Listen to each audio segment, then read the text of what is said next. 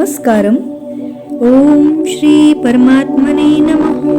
अथ तृतीयोऽध्यायः। अर्जुन उवाच ज्यायसि चेत् कर्मणस्ते मता बुद्धिर्जनार्दन तत्किं कर्मणि घोरे मां नियोजयसि केशव।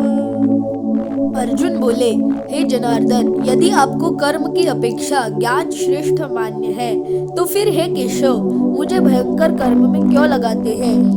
व्यामिश्रेणैव वाक्येन बुद्धिं मोहयसीव मे तदेकं वद निश्चित्य येन श्रेयोऽहमाप्नुयाम्। आप मिले हुए से वचनों से मेरी बुद्धि को मानो मोहित कर रहे हैं, इसलिए उस एक बात को निश्चित करके कहिए जिससे मैं कल्याण को प्राप्त हो जाऊं। श्री भगवान उवाच लोकेऽस्मिन् द्विविधा निष्ठा पुरा प्रोक्ता मया नघ ज्ञानयोगेन सांख्यानां कर्मयोगेन योगिनाम्। श्री भगवान बोले, हे निष्पाप, इस लोक में दो प्रकार की निष्ठा मेरे द्वारा पहले कही गई है। उनमें से सांख्य योगियों की निष्ठा तो ज्ञान योग से और योगियों की निष्ठा कर्म योग से होती है। न कर्मणामनारम्भान् नैष्कर्म्यं पुरुषोऽश्नुते न च सन्न्यसनादेव सिद्धिं समधिगच्छति।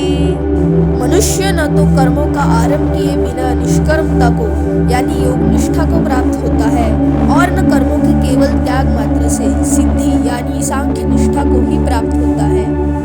नहि कश्चित् क्षणमपि जातु तिष्ठत्य कर्मणि कार्यते ह्यवशः कर्म सर्वः प्रकृतिजैर्गुणैः।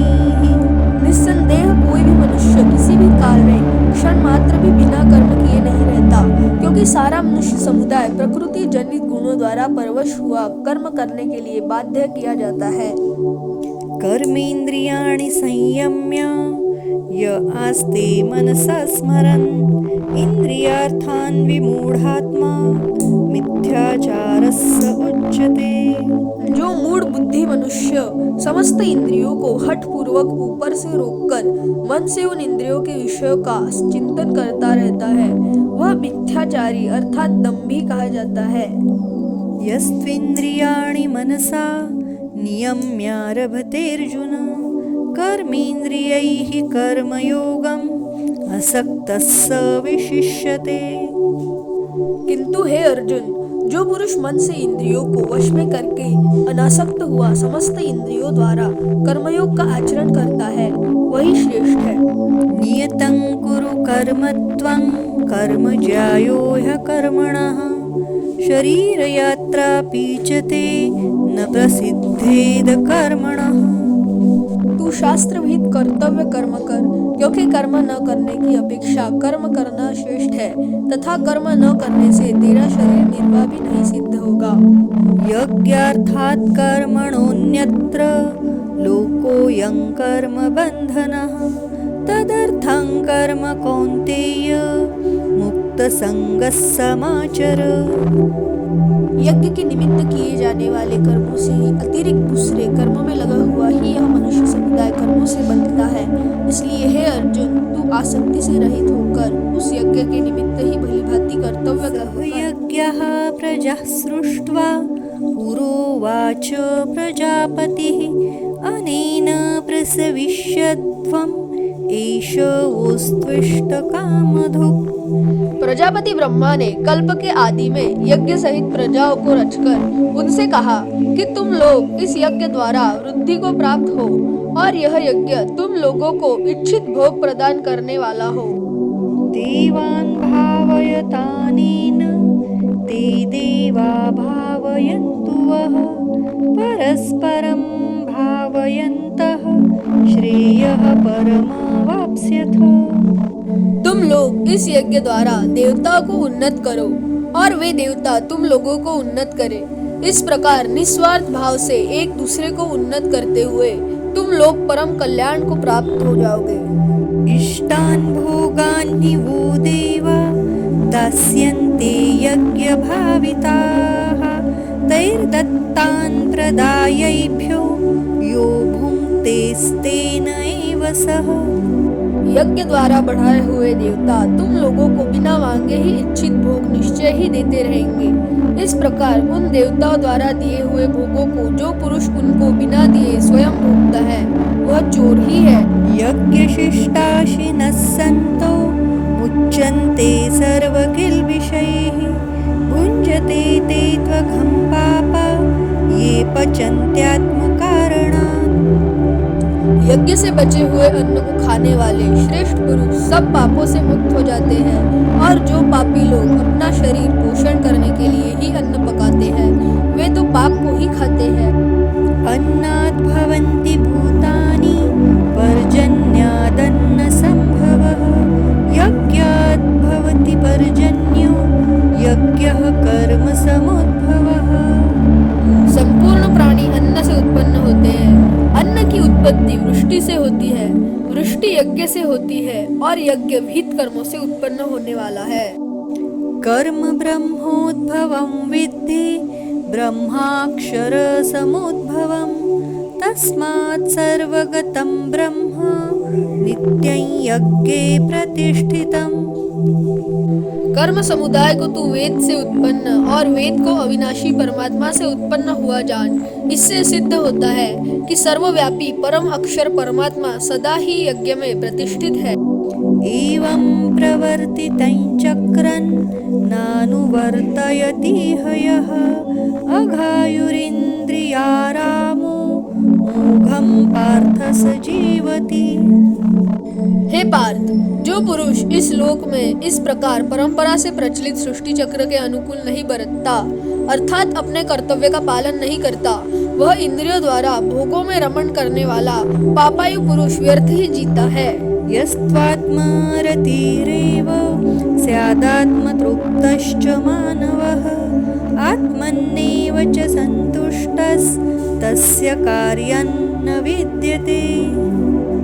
परंतु जो मनुष्य आत्मा में ही रमण करने वाला और आत्मा में ही तृप्त तथा आत्मा में ही संतुष्ट हो उसके लिए कोई कर्तव्य नहीं है। नैव तस्य कृतेनार्थो न कृतेनेह कश्चन न चास्य सर्वभूतेषु कश्चिदर्थव्यपाश्रयः।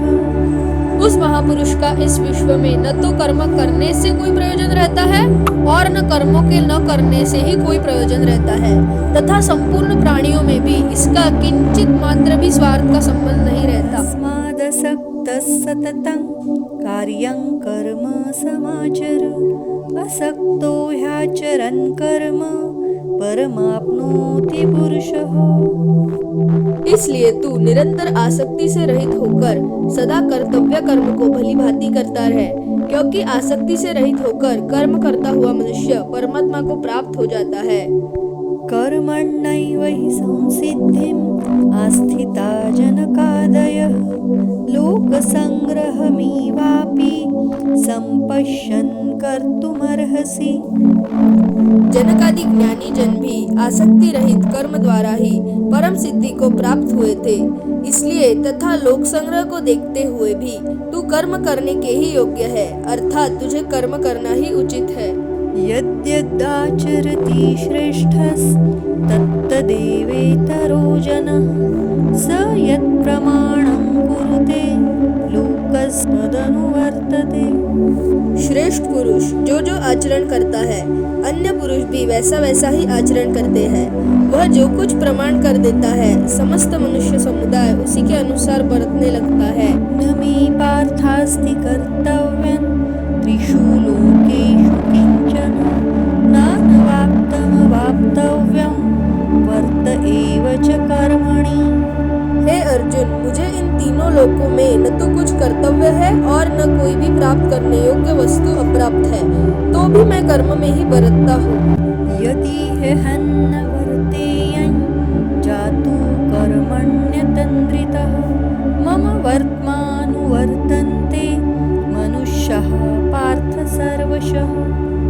क्योंकि हे पार्थ, यदि कदाचित मैं सावधान होकर कर्मों में न बरतूं तो बड़ी हानि हो जाए क्योंकि मनुष्य सब प्रकार से मेरी ही मार्ग का अनुसरण करते हैं। उत्सीदेयुर् मे लोका न कुर्यां कर्म चेदहं संकरस्य च कर्ता स्याम् उपहन्यामि महाप्रजाः। इसलिए यदि मैं कर्म न करूं तो ये सब मनुष्य नष्ट भ्रष्ट हो जाए और मैं संकर्ता का करने वाला हूँ तथा इस समस्त प्रजा को नष्ट करने वाला बनूं। सक्तः कर्मण्य विद्वांसो यथा कुर्वन्ति भारत कुर्याद् विद्वांस तथा सक्तश्चिकीर्षुर्लोकसंग्रहम्। हे भारत, कर्म में आसक्त हुए अज्ञानी जन जिस प्रकार कर्म करते हैं, आसक्ति रहित विद्वान भी लोक संग्रह करना चाहता हुआ उसी प्रकार कर्म करे। न बुद्धिभेदं जनयेत् अज्ञानां कर्मसंगिनां जोषयेत् सर्वकर्माणि विद्वान् युक्तः समाचरन्। परमात्मा के स्वरूप में अटल स्थित हुए ज्ञानी पुरुषों को चाहिए कि वह शास्त्रविहित कर्मों में आसक्ति वाले अज्ञानियों की बुद्धि में भ्रम अर्थात कर्मों में अंधश्रद्धा उत्पन्न न करे, किंतु स्वयं शास्त्रविहित समस्त कर्म भली भांति करता हुआ उनसे भी वैसे ही करवाए। प्रकृतेः क्रियमाणानि गुणैः कर्माणि सर्वशः अहंकार विमूढात्मा कर्ताहमिति मन्यते।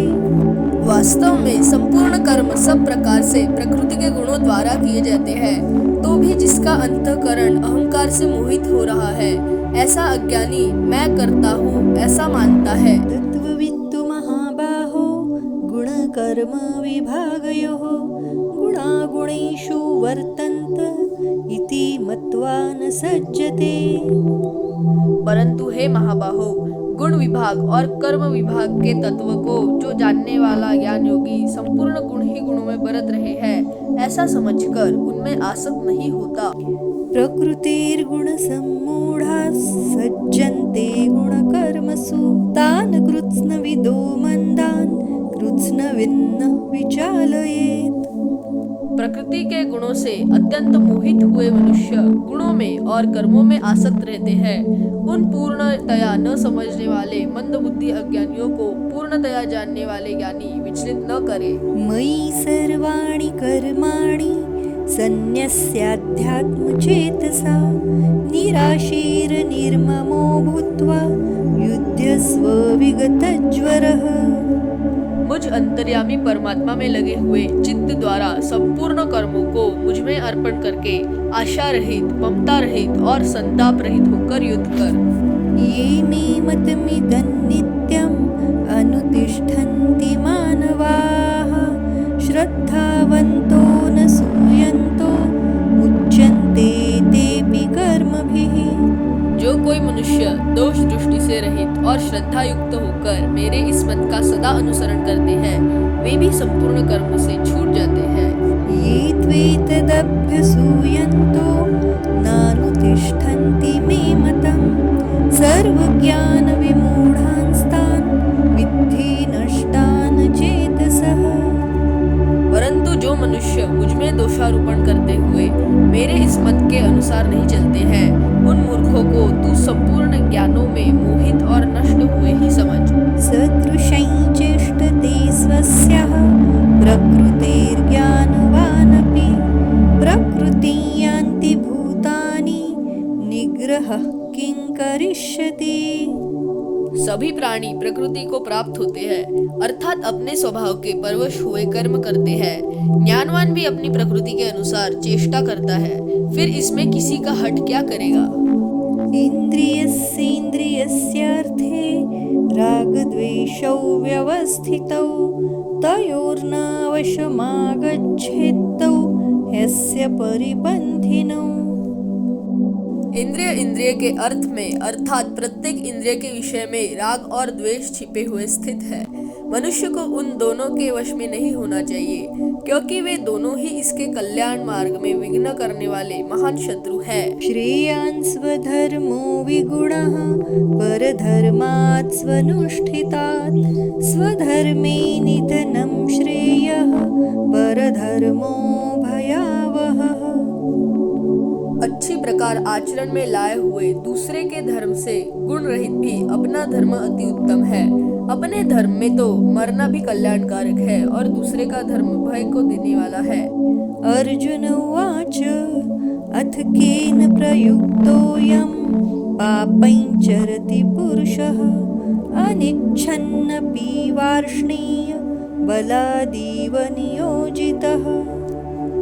अर्जुन बोले, हे कृष्ण, तो फिर यह मनुष्य स्वयं न चाहता हुआ भी बलात् लगाए हुए की भांति किससे प्रेरित होकर पाप का आचरण करता है? भगवान उवाच काम एष क्रोध एष रजोगुण समुद्भवः महाशनो महापाप्मा विद्धेनमिह वैरिणम्।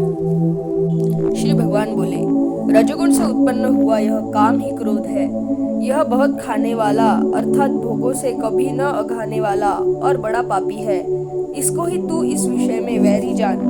धूमेनाव्रियते वह्निर् यथा दर्शो मलेन च यथोल्बेनावृतो गर्भस् तथा तेनेदमावृतम्। जिस प्रकार धुएं से अग्नि और मैल से दर्पण ढका जाता है तथा जिस प्रकार जेर से गर्भ ढका जाता है, वैसे ही उस काम द्वारा यह ज्ञान ढका रहता है। आवृतं ज्ञानमेतेन ज्ञानिनो नित्यवैरिणा कामरूपेण कौन्तेय दुष्पुरेणानलेन च। और हे अर्जुन, इस अग्नि के समान कभी न पूर्ण होने वाले कामरूप ज्ञानियों के नित्य वैरी द्वारा मनुष्य का ज्ञान ढका हुआ है। इंद्रियाणि मनोबुद्धिर्यस्याधिष्ठानमुच्यते एतैर्विमोहयत्येष ज्ञानम् आवृत्य देहिनम्। इंद्रिया, मन और बुद्धि ये सब इसके वासस्थान कहे जाते हैं। यह काम इन मन, बुद्धि और इंद्रियों द्वारा ही ज्ञान को आच्छादित करके जीवात्मा को मोहित करता है। तस्मात् त्वमिन्द्रियाण्यादौ नियम्य भरतर्षभ पाप्मानं प्रजहीहेनं ज्ञानविज्ञाननाशनम्। इसलिए हे अर्जुन, तू पहले इंद्रियों को वश में करके इस ज्ञान और विज्ञान का नाश करने वाले महान पापी काम को अवश्य ही बलपूर्वक मार डाल। इंद्रियाणि पराण्याहुरिन्द्रियेभ्यः परं मनः मनसस्तु परा बुद्धिर्यो बुद्धेः परतस्तु सः। इंद्रियों को स्थूल शरीर से पर यानी श्रेष्ठ, बलवान और सूक्ष्म कहते हैं। इन इंद्रियों से पर मन है, मन से भी पर बुद्धि है और जो बुद्धि से भी अत्यंत पर है वह आत्मा है।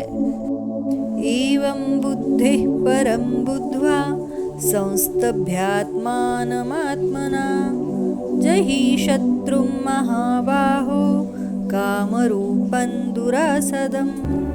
इस प्रकार बुद्धि से पर अर्थात सूक्ष्म, बलवान और अत्यंत श्रेष्ठ आत्मा को जानकर और बुद्धि द्वारा मन को वश में करके ही हे महाबाहो, तू इस कामरूप दुर्जय शत्रु को मार डाल।